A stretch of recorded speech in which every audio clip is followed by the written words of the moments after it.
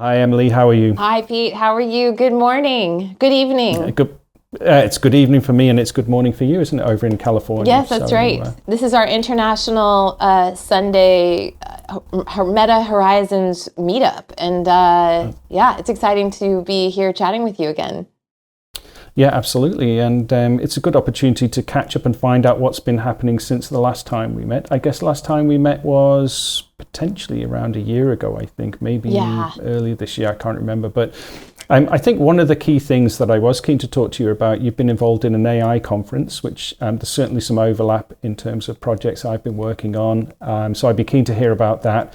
And obviously, we both have our usual sort of work that we undertake in terms of our media production companies. You're involved with Matterport quite a lot. So maybe you could start, we could start by asking you about the AI conference that you went to and how you were taking part in that. Oh, well, absolutely. So it's really interesting because the conference that I just returned from was the PMRE conference, Photography and Media for Real Estate. And this was so fascinating, Pete, because in 2022, I gave a keynote. It was about a 45-minute keynote on the metaverse for real estate photographers. And basically, it was the metaverse, virtual real estate, and AI. And so I was talking about a few of the coming trends or things that we saw as trends at the time. But honestly, as I finished my talk, I felt like it was just crickets. I felt like it was completely crickets because the part that I had gone into talking about AI, and again, keep in mind, this was November 2022. And so now I didn't go to the conference last year. I did go to the conference again this year. I was on stage again, but I was talking this time with Matterport, iGuide, Kubicasa, with eSoft. And so the big players are pretty much all the same. I think that what was fascinating for me, though, was how things had changed. So in 2022, when I asked who was using AI in their business, like 3 hands went up. Right. And I felt like, wait, like, how can this be, And I realized that's the moment where I totally believe that I live sometimes in a bubble or in the future somewhat. And, but when we came back and, reconvened now 2 years later, every single hand in the room goes up when you say who's using AI in their business.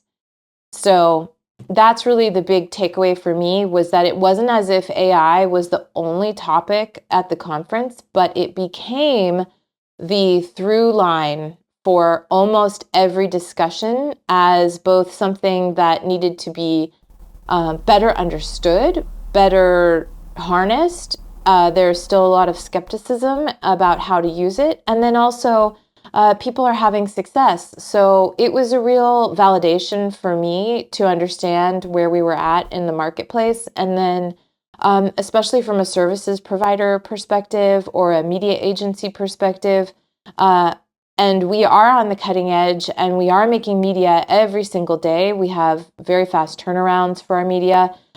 So this is stuff that can be quickly integrated into our workflows. And so, yeah, it was a really interesting thing. And then I also, just the other AI event that I was a moderator for was with the Urban Land Institute back in September. And that was with the Los Angeles, one of the regional events for Los Angeles. And we were talking about AI in commercial and corporate real estate, in land use. And one of the great people that we had on the panel was, of course, Sam Owens from Autodesk. So that was a wonderful opportunity for me to hear both from Sam about how Autodesk is using AI in their many, many products, and then to also look at how, service providers are using it later when I was at the PMRE conference. So what would you say are the main areas where people are using AI in the industry, in the companies and sort of sectors that you are in contact with? Because I know in my own work, there's 2 or 3 areas that I kind of get a gauge of how AI is being used, and how AI is developing, and how it is defined. But obviously you're working in slightly different areas of media to me. So how is AI being used in those areas? Well, I think that it's being used, I mean, with the traditional media that is created for real estate marketing, let's look at that in particular, on the marketing side of things, AI is being used to do a better job. For example, in the entire Adobe suite of products, AI is being used to do things like better, using generative AI in images to do better cleanup, easier cleanup, removing things like a realtor sign from the front of a house, or maybe even changing out and cleaning things up. That is so much easier with generative AI tools being built into both Lightroom and Photoshop right now. So I feel like you can't use the industry standard tools without using AI anymore. It's basically already baked in. So that's on the one hand. And I would say it's generative in the sense that most people are probably using it to remove something, not to generate something new, but to remove things like chords or visual elements that are an eyesore or just aren't a part of the story. That's really, if there's a car parked in front of the house, usually in Photoshop to do it the old way, it would have taken a long time. A long time, yeah. And now we can use it really fast. We can do it really fast. And then I think on the other side of things, there's the whole administrative piece of the business. And so some people are using it for producing blog posts or getting ideas. We have used it for everything from writing titles to YouTube videos to, having the titles for newsletters, or just kind of get the juices flowing on the creative side of things. But I don't think that it entirely replaces the human element. We're just using it almost as like a way to accelerate. And then I think can I just jump in there if you don't mind? No, I think it's a really interesting point you make on that, particularly because you're saying that essentially it doesn't replace things completely. Some people would argue differently, but from my experience, number one, I'm actually not sure currently where companies like Google stand on the use of AI content. So, for example, you can go and generate 10 blog articles today that have been created by AI. Is that penalized? Is it considered to be as good content as human written content?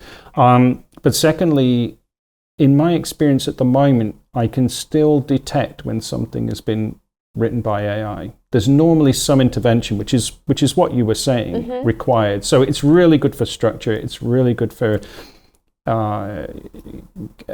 using AI as a kind of, I guess, somebody to come back to you and give you feedback on an article and say, well, you could have been more concise here. You could have added more detail here.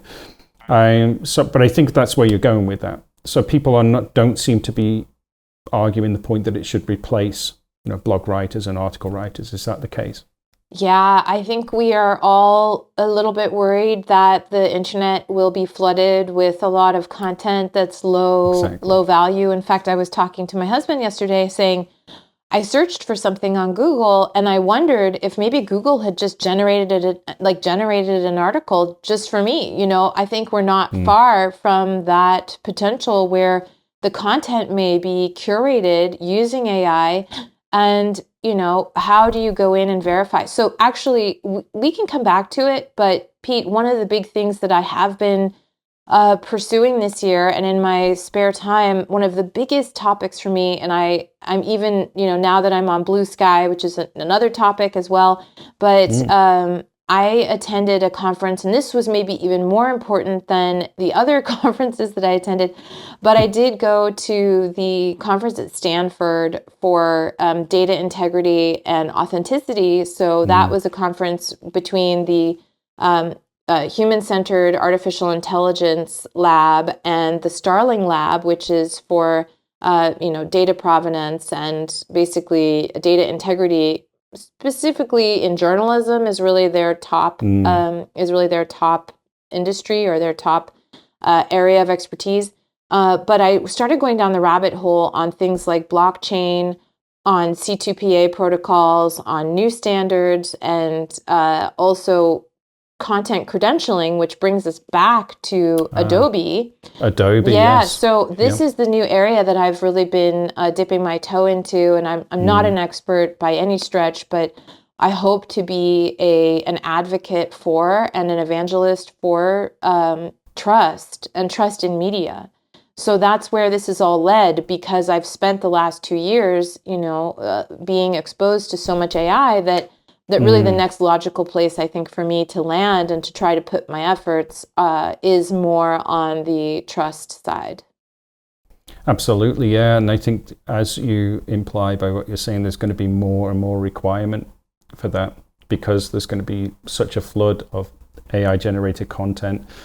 I think particularly in the written word, I mean, in terms of video, and we can come on to that in a bit, I think that's a different issue, and I think it lags significantly behind in many respects from a believability point of view. It's more obvious. I think we did a test last year, or I think you did a test where you input the information about someone you knew.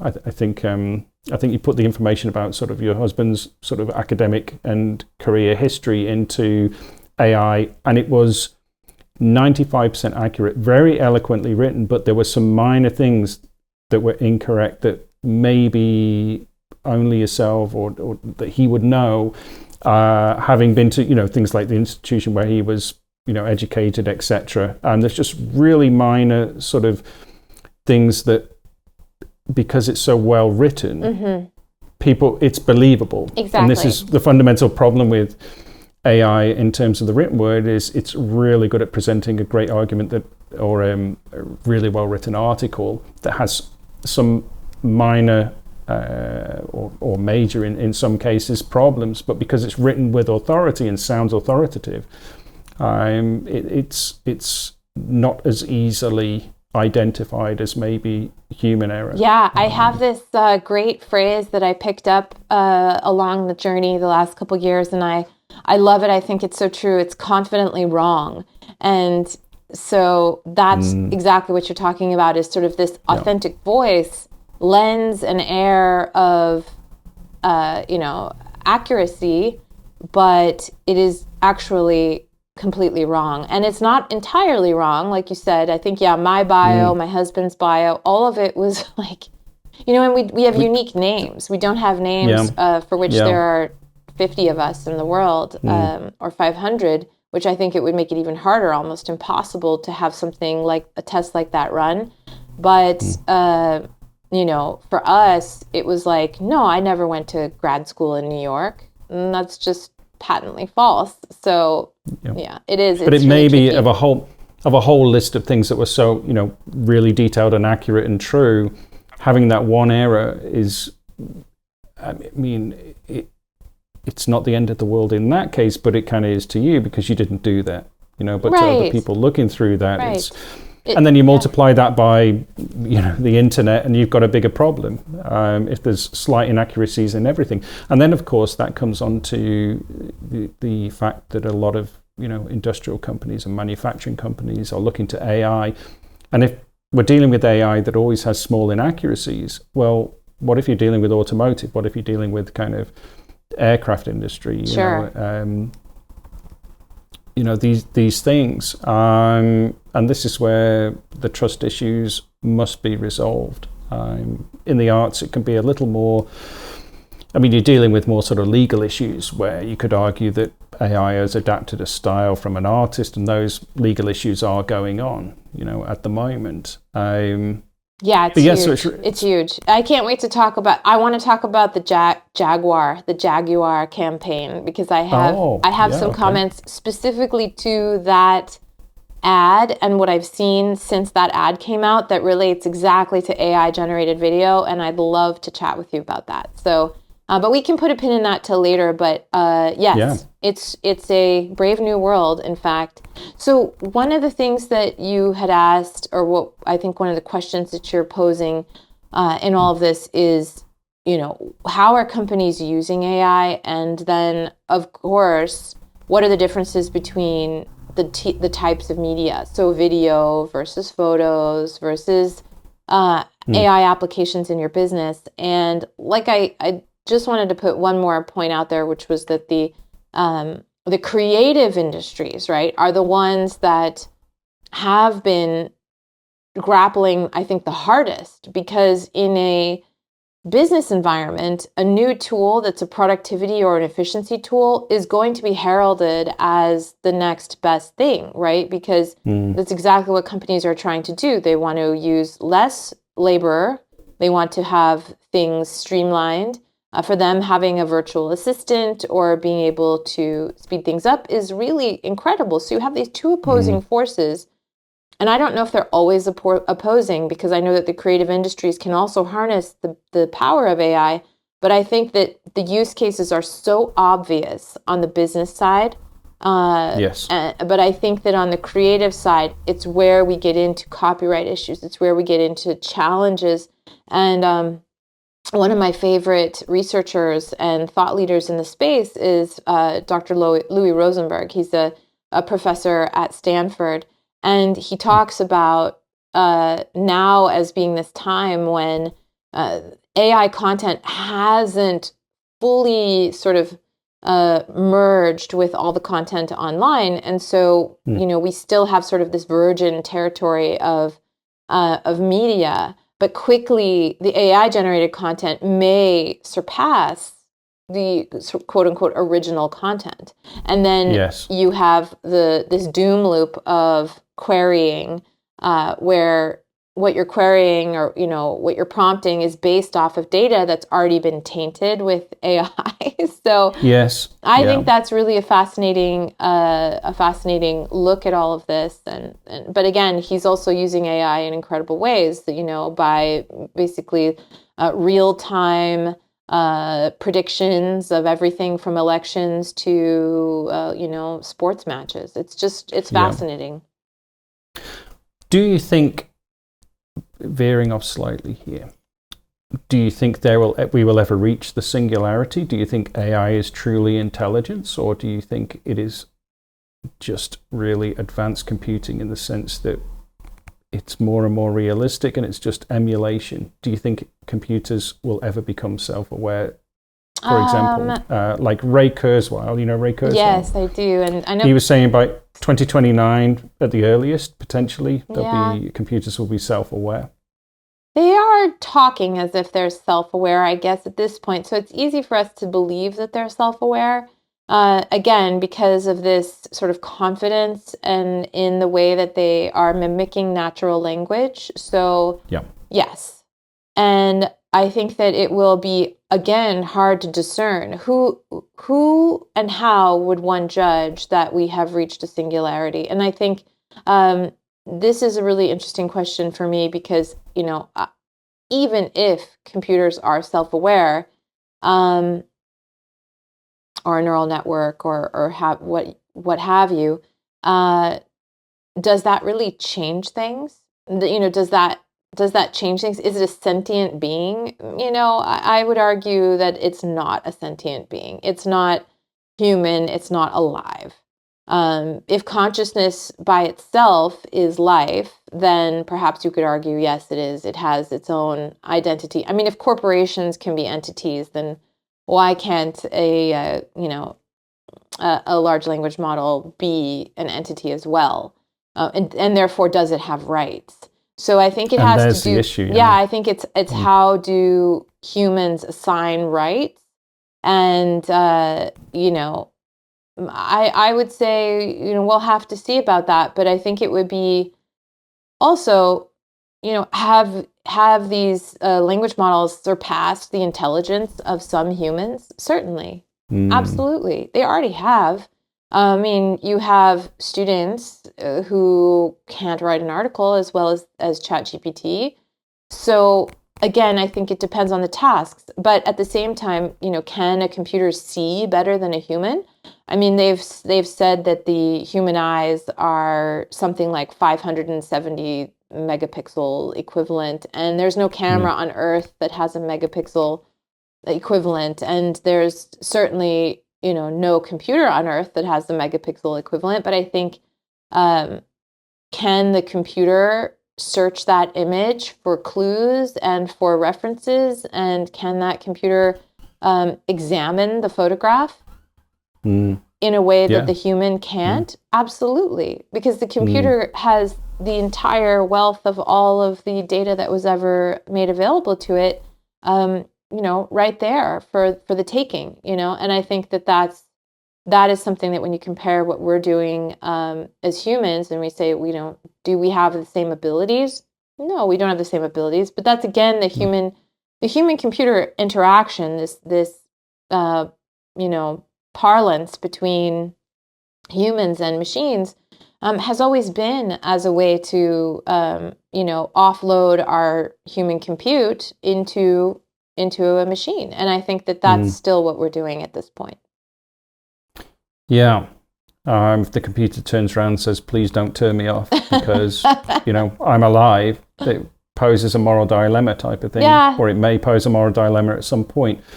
That is an interesting one. I still think that for the foreseeable future, it's generally possible to read something that's been written by AI, and eventually you can identify this has likely been written by AI. There are things about it that just feel a little bit... there's a way and a style of writing that you just can't emulate the kind of soul, I think, that people put into it, their individual personality. Yeah. I think I read stuff and I'm like, I can just tell that's been written. Once you've read some AI stuff, or you try and get AI to write a story for you, or you get AI to write a blog article, it's sort of almost too perfect. Yeah. There's no sort of individual, there's no... you need some awkward sentences, even in the best writers. Yeah, you need something I think where so. there's a sense of anger, or there's a sense of happiness, or there's a sense of like there's something about it, even if they're really supportive of the issue. And I think that lacks, and certainly from a photographic and video point of view, it's so obvious when those things are AI, and I think will be for the foreseeable future. Every time I see a YouTube video on AI tools, video tools, it's like, this changes everything, Hollywood is dead, all this kind of stuff.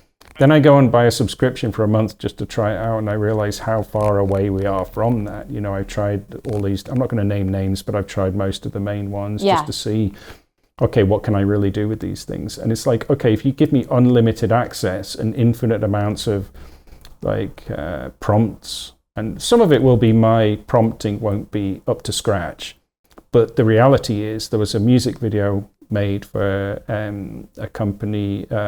band using Sora, and I believe out of 700 generations, only 40 to 50 of them were usable.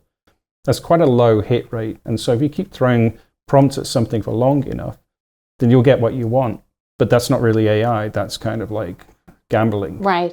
Yeah, there's like a famous one-act play, I think, that's like will a monkey type Shakespeare, right? So if you give 3 chimpanzees at typewriters, one of them eventually will come up with Shakespeare. I think it's not that bad, but I think that at the end of the play, of course, one of the monkeys does write Shakespeare, writes a sonnet or something like that. And I think we're in that world where we're fortunate to be able to play with the tools. So actually, Pete, you've been one of the people that I've been following, I think, who has spent a lot of time playing with the tools, and you are a graphic designer, a media creator, musician. You've done so much work over the years, and I think even in aviation and you name it. So can you share with me? I'm really curious where you're at right now in your journey trying to unpack all of this. Okay, well, I think it's probably an opportunity to talk about one of the main vehicles that I'm using to unpack this, which is I'm trying to make a short film. It's actually not that short as it turns out. But the thing that happened about a year ago, I started playing with generative fill in Photoshop. Okay. I then went to the local park on one of my walks that I go on and thought, okay, what happens if I just take some video of myself walking through the park and now create plates and replace the background with some AI generated images. Like, can I add some mountains? Can I add some sort of post-apocalyptic landscape? Can I, what if I remove this? What if I add that? And it was a really interesting journey. I mean, adding a plate to a video, i.e. just putting a transparent layer over the top with the things that you want to appear, as long as you don't cover the actual person in the middle. So it's not complex VFX here. It's just literally adding a transparency. But from a design point of view, it's quite good fun to kind of add what you want in the background. So my local park suddenly becomes, apart from this grass path in the middle, the rest of it becomes anything you want. Suddenly there's a huge chasm on one side that drops down into infinity. Then on the other side, there's kind of amazing mountains. And, your imagination is the limit on these things. So that then led to an interesting journey where I started exploring 360 images using Midjourney. So generating 360 photographs in Midjourney, then upscaling those images using Magnific. Because if you just take the output from Midjourney itself, it's not high enough resolution. Whereas they brought out Magnific, I think it was around a year ago. And that will upscale in a generative way in terms of it will actually slightly alter all of the details. I'm only saying this for the benefit of people listening to this. But a generative upscale basically means you can have 16 times more detail or many more times than that, depending on the processing power. But essentially, it is generating, on a small level, it's changing all of the different features within that image in the same way that generative fill does in Photoshop. So what you can't do is take a historic photo from like 70, 80, 90 years ago and then say, okay, I'm going to upscale this so it's now in 4K resolution. Because guess what? All the faces look different. All the textures look different. Yeah. It will look amazing, but everything has changed because it's generative. It's actually doing what generative fill does in Photoshop. So the combination of those two tools then led me to going, okay, this is quite interesting in terms of creation of 360 images that you can kind of upload to Facebook, and I was kind of having a lot of fun with that. I then ran some Eventbrite events from about February to, I think last one was in August. So once or twice a month I'd run an event where I'd invite people along and we'd look at the process of creating those. So we go from Midjourney to, I think we went to Magnific next, and then went to Photoshop, although those last two are interchangeable, those tools. And then we go to, in my case, it was Pano to VR, but a 360 editor. And that was creating some really nice high resolution 360 images. And those are fun, met some nice people, even made contact with someone from Pano to VR who came along to one of the sessions. So of course, I was very nervous then because my version of Pano to VR is really old, so I was kind of slightly ashamed of myself at that point. But she was okay about it. No, that's good. That's like really representative, I think, of where a lot of people are at. I mean, if you had the latest and greatest, then, it's like, of course, that's what everybody wishes they had. But I mean, not everybody has access to the latest and greatest. And I was hoping to generate a lot more sort of photographic 360s and do a lot more tours than I ended up using Pano to VR to create. So suddenly it became this really sophisticated kind of editor for the nadir and zenith of these 360 images. So just to kind of finish off where I'm going with this. So in the background of all of this, I'm still experimenting with, as far as the short film goes. The short film is actually, at the moment, it's kind of feature length in terms of, it's about 1 hour 15, I think. Wow. And there's a YouTube channel I was just looking up called The Story Company.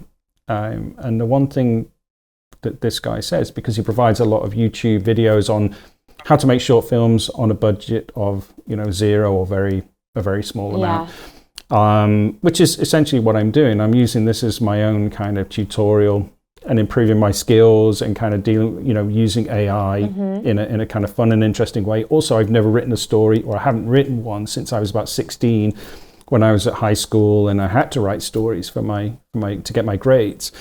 So learning all about that and then doing that in my adult life and then writing the story that I want to write. So obviously this is my spare time, which is then feeding into my own, the work that I do in my career, in that I'm constantly learning. I'm learning more about AI. I'm learning about filmmaking. I'm experimenting with cameras, in terms of the use of logarithmic video, which I don't normally use. I just keep everything in standard. So I don't normally use S-Log or anything like that. So it's like all these things that I haven't really sort of played with before.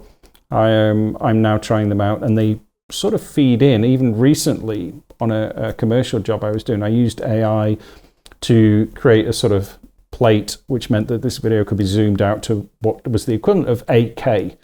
But it meant that there was some space around the person in the video, and it was really easily created using AI. So all of these kind of different experiments that I'm doing do eventually feed in to the work that I do, either as a designer. Back in July, I made a lock screen for the PCs at Toyota for the factory. Actually, it's the one that's in the Midlands in the UK. Amazing. And that was using AI. There was quite a lot of AI involved with that. Obviously, I needed to know how to build up the layers. Sure. But what I was doing was transferring a style from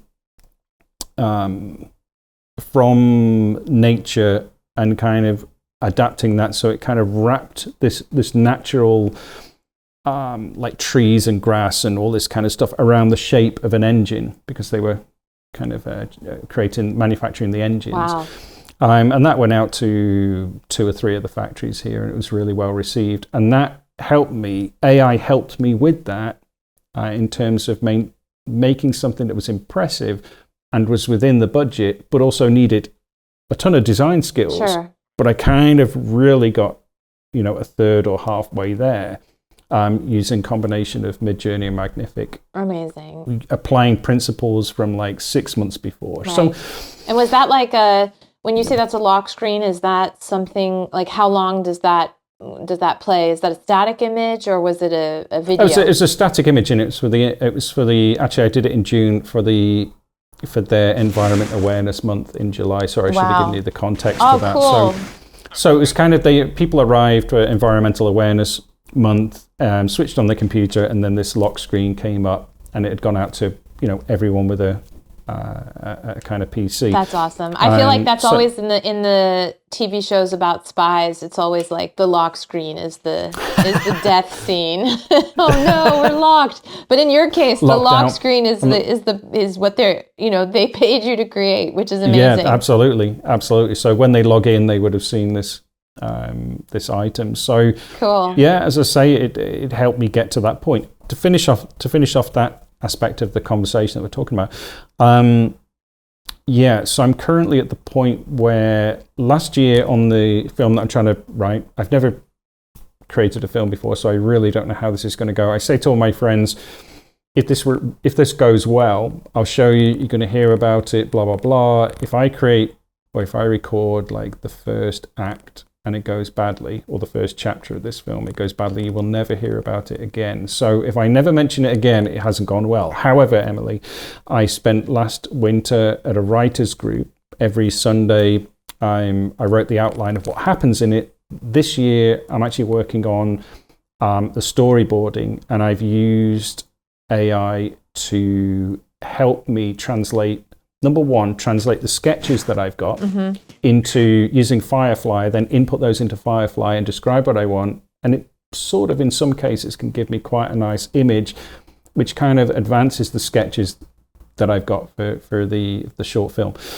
I'm then putting that into Luma Labs to animate those a little bit, and that's come out with some quite interesting bits. So what I'm aiming to do to finish this off is to put all of these sketches and everything together in a little prototype of the film, describing what happens in each scene, show it to some people that I know and say, this is what's going on, and does this work well as a story? And it enables me to look at it, see if there's any holes in it, and also look at how much you're going to film it. In amongst this, I've been using AI to create some plates over the top of. I can show you an example if you want to see it. I was going to say, I thought you had maybe brought some video content. I would love to see the video content.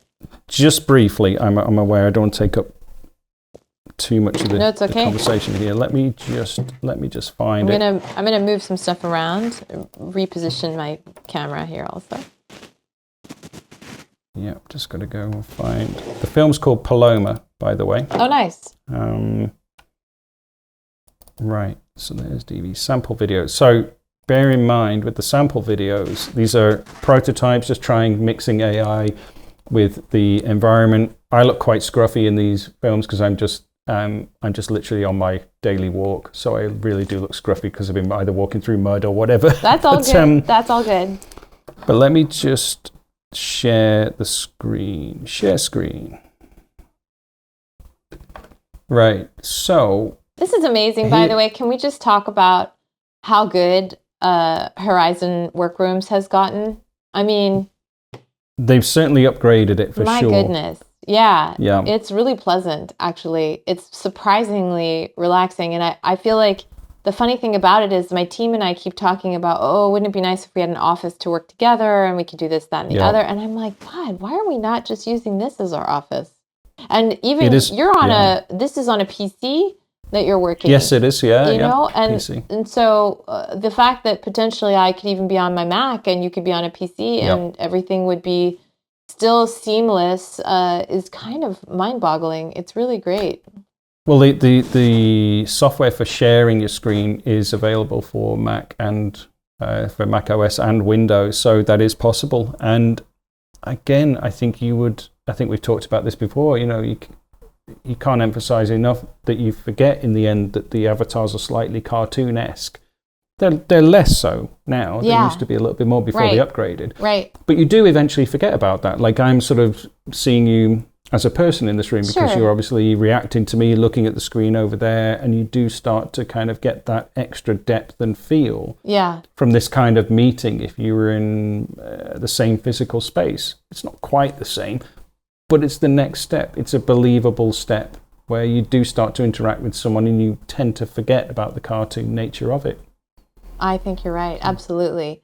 I mean, I think that there's some things like eye contact or there's mannerisms that don't seem to, be quite there. But generally speaking, I mean, the important part is voice and also the embodiment of this avatar. I think what's a little strange is that, most of the time when you're meeting with somebody, there might be a reflective surface. So not like I'm terribly self-conscious, but that, I might be able to be like, oh, I can see myself, I can see this person, that there would be some other reflection in the room. We don't have the reflection, so you're really just seeing your hands and the other person. But I think that, for sharing content, take it away. I'm excited to see what you've got. Yeah, okay, well, I'll just show you a couple of these things. They're a little bit... Here's an example. I'll just show you. So this is me along on the beach.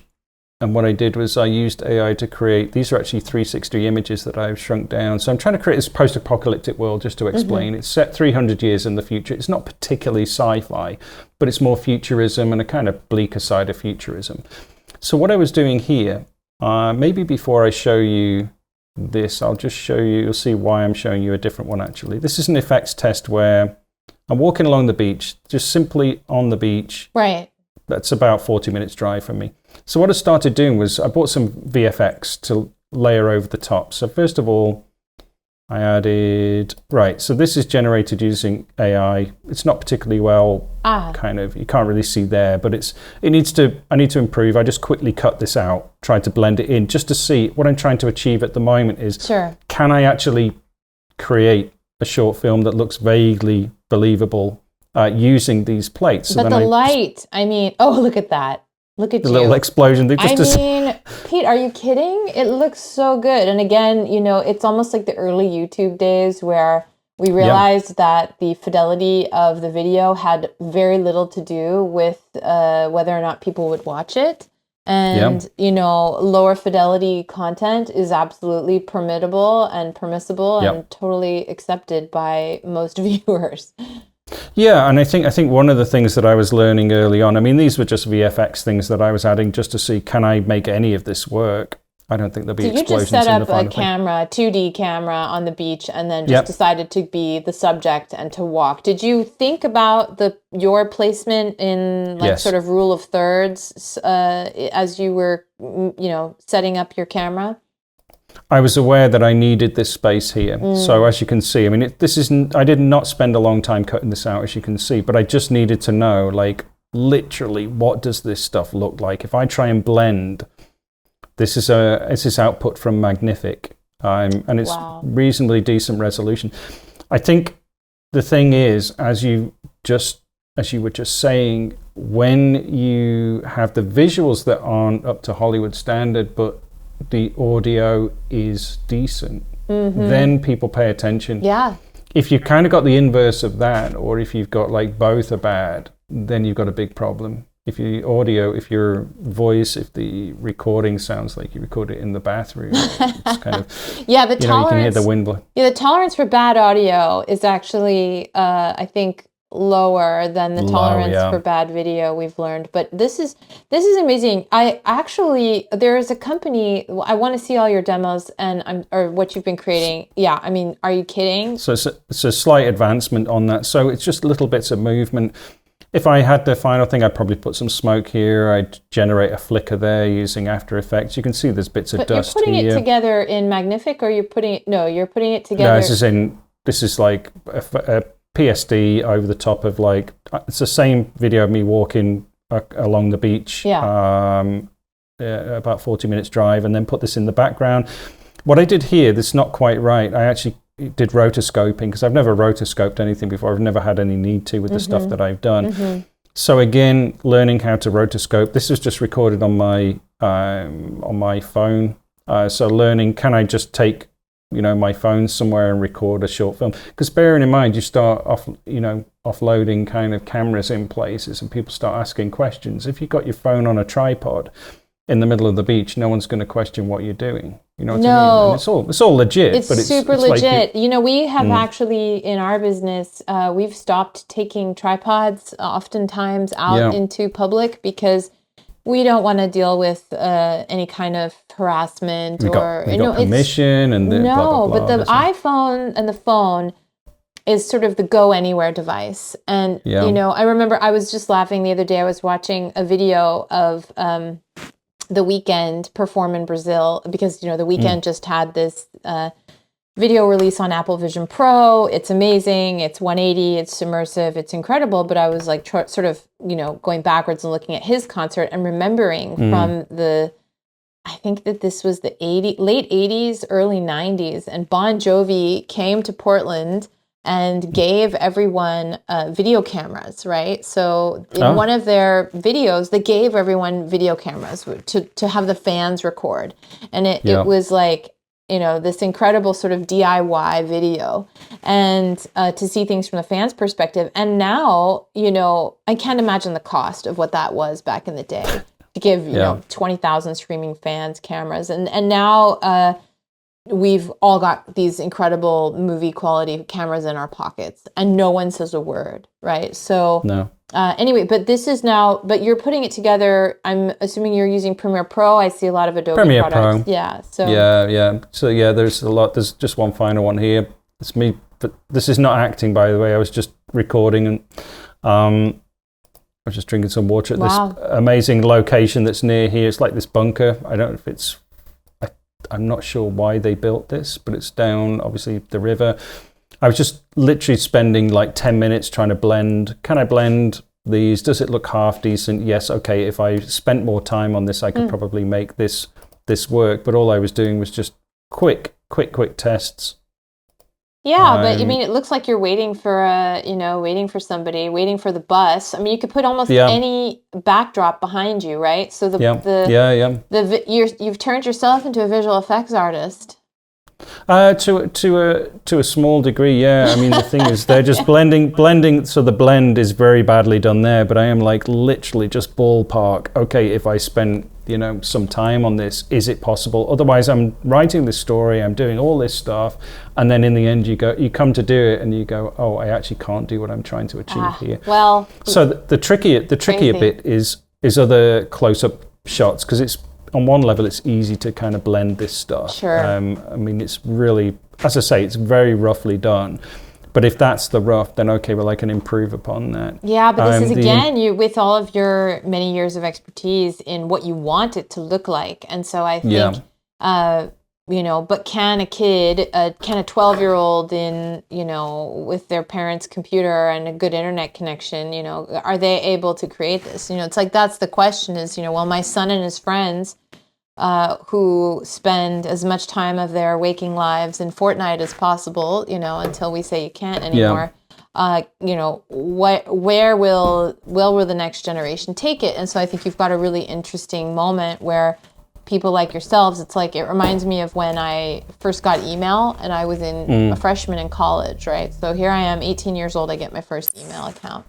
And so I had the benefit and the beauty of going through all of high school without an email account, right? And then without access to the internet. And so I feel like our kids, in a way, they have gotten somewhat through their high school years without AI being totally, a integrated part of the way that they learn or the way that they study or the way that they create content. So I feel like we're at another inflection point right now. Yeah. And this proves also that somebody who has already had, decades of career behind them doing film production, and media production, that you're really able to pick up the tools and get started relatively easily. I mean, I don't know that I could do that so quickly, but I would love to have the time to be able to do the experiments.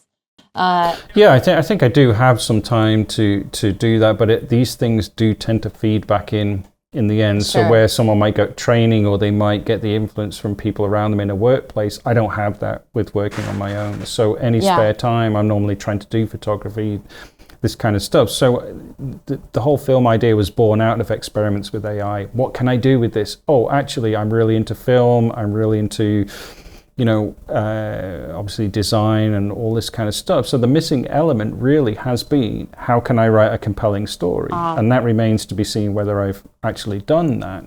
But I've spent enough time on it that I think it will be the best that I can do. So I don't think this is going to be necessarily rocket science, groundbreaking, all those things, but it's part training for me. It's part experience in terms of it feeds down into my projects, which it already has. I've given you some examples. Right. And I think there is that interesting moment of kind of the experimentation, look what you can do. I mean, Magnific hasn't been out that long, and you can do some really interesting stuff with that.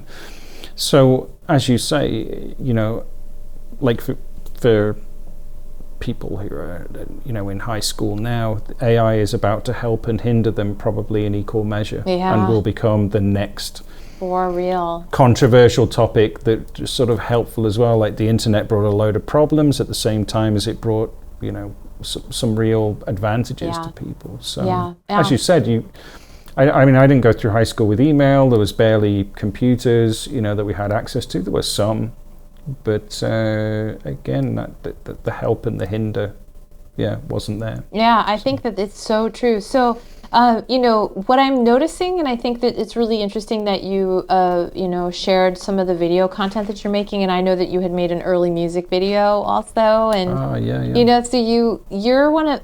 We'll look back at this time and think, oh my goodness, it was such early days. And look what we were able to do. And I think that it's a little bit like I look back at Dadaism. I look back at the creative waves that came in the early 20th century. And I think that, collage, cutting things together, mashing things up, taking pieces of different media and reforming them. It's so much more sophisticated now, but it's still the same concept of, visual collage. And so I do think it is, everybody is asking, is this the creative renaissance, right? Are we going to have a creative renaissance? Where is it? And I think that we're there. I think that we're seeing the content that people are putting out in the world has reached this kind of baffling level of sophistication. And I think that that's with the help of AI. I mean, I was saying earlier, lately, the last week or so, I've just been mesmerized by this, the reception to a new Jaguar ad. We call it Jaguar. Oh, yes. Jaguar in the States, right? And yeah. you guys, you can say it with your British accent the right way.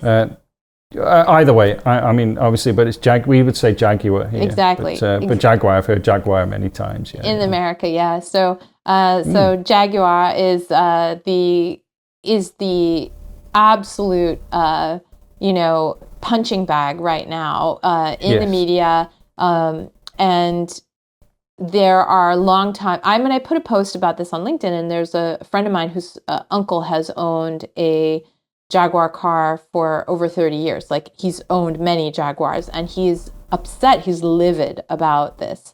And is livid about the pushback? He's livid about the actual... No, he's livid about the new rebrand, and he's just so upset about one commercial, right? One commercial showing non-binary and some sort of artistic representation of the brand without the car present has sparked.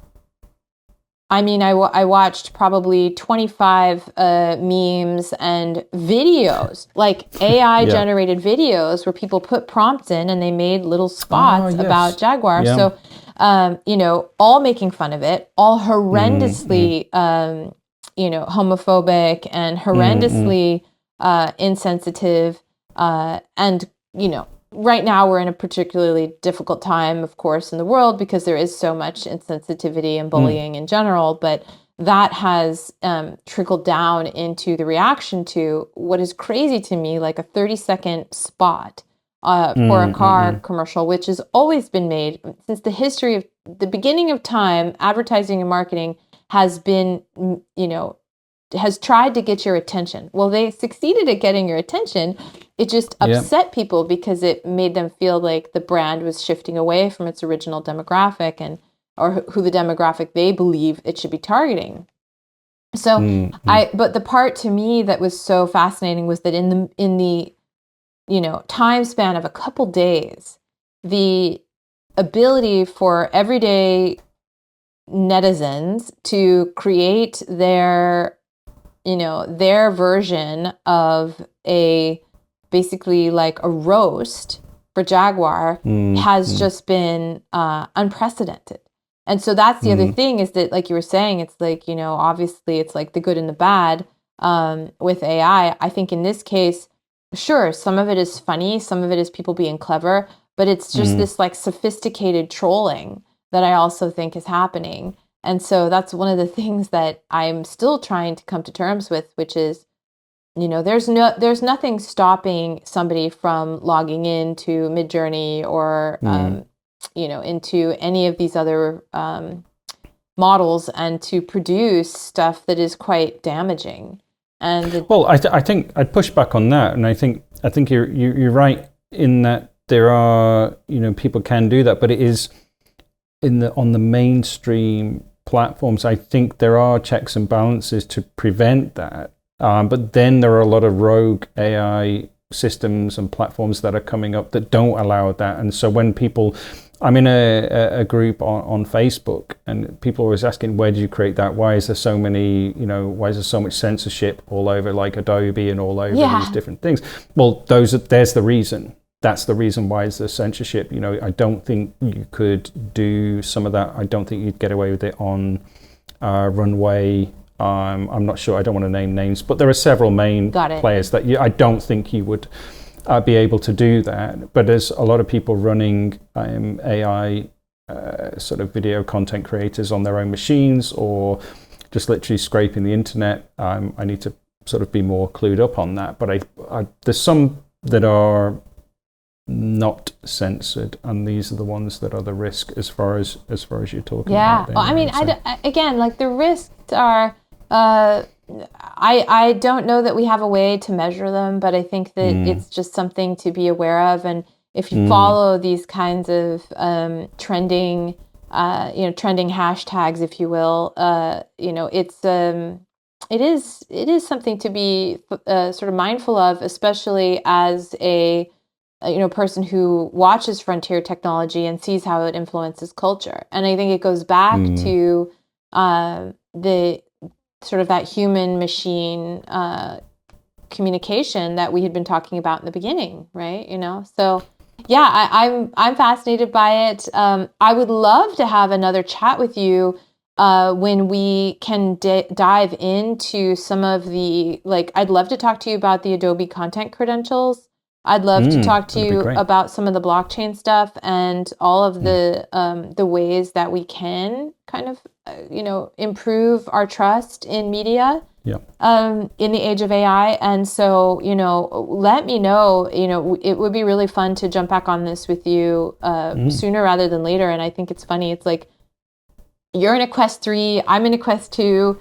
I've got the AVP, but it still took us. it still took us a while to jump in because I hadn't updated this in so long. I've only been using my Apple Vision Pro for the last, several months. But yeah, it's just. How's that been working out? Just quick. I know you've got to go in a second. Yeah. But how's the AVP working? Oh, I love it. I think it's great. Really? Yeah, I mean, it's like having an IMAX theater, and the image quality is so good. But I think the interaction, who am I going to hang out with with the AVP? I mean, I have to go onto a Facebook group or to bug my friends who maybe got one. And there's only one person who I was really chatting with a lot in it. And then he sold his. So right. Yeah, he had to give it up. His wife said that thing's too expensive, get rid of it. So, and so that sort of leaves me with, this many years later, and it goes back to when you and I first met. It was, we were both enthusiasts and hanging out in Facebook Spaces, and which now I have met people who are on.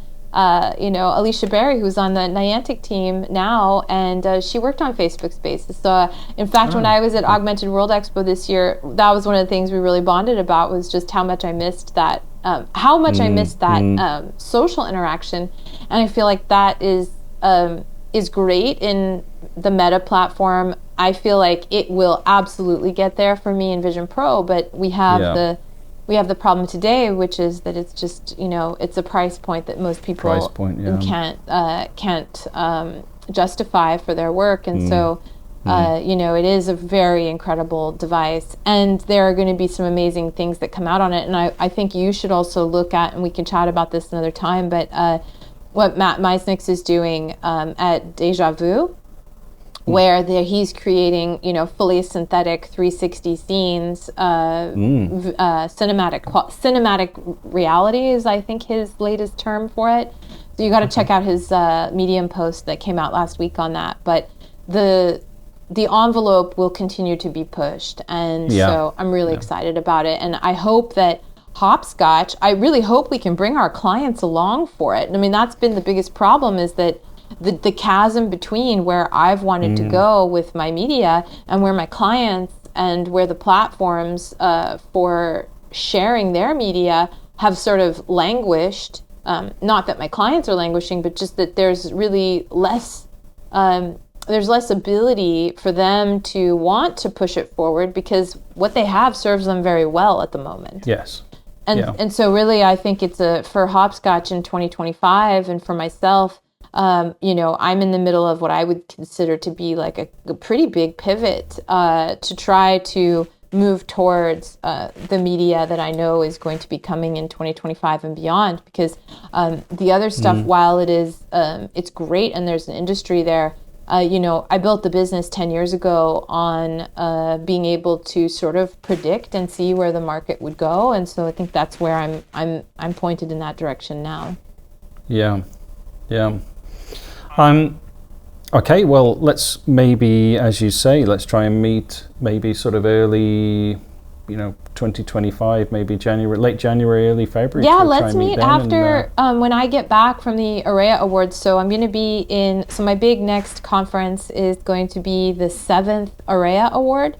at Europa Park. And so I'll be on the jury again. I'll be moderating. Excellent. I'm so excited for it. So I'll be in Germany and Switzerland in January. So when I get back from that trip, then we should definitely connect early February. So I'll be overseas until the end of the month. But I will absolutely want to catch up with you after that conference, because I think we're going to be able to be deep diving into some really cool stuff already. Like it all moves so fast. So yeah, let's definitely reconnect in February. And I want to also get the the podcast that I was working on sporadically, maybe a little bit more consistent in the new year. So yeah, I would love that, Pete. That would be awesome. And I want to see, that'd be great. I want to see how your story has evolved and how the film has evolved. Oh, wait, but didn't you, I'm going to bring this up because I don't want you to forget, but I feel like if anybody's listening or has listened for this whole time, didn't you have some sort of a course that you had put together for people that wanted to learn the steps that you were taking in order to create some of your early experiments? Is that still available? Can people still get that? People can download some items from my web shop, which is www.simcoe.co.uk. That's simcoe.co.uk/shop. And there's a couple of items on there. I don't run the exact course that I was doing from February to August, but there's a guide to using AI to create music videos. There is another guide on there, which I actually can't remember off the top of my head at the moment. But basically, I have some free 360 images that I'm giving away.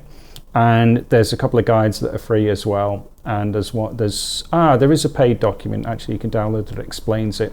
Yeah, so there's some freebies on the shop, and there is a paid, you're right, there is a paid document on there. Amazing. That process. Amazing. Yeah. Well, I didn't want anybody to. I appreciate that. No, totally. Yeah. I knew that it was probably not on the top of your mind, and so I just wanted to make sure that people knew about that. Because when I saw that, I was like, well, hey, thankful for your resources that you're sharing out with people. And I think again, that's the collaborative spirit of where we are right now. And again, the early days are the best days because of this. Yeah.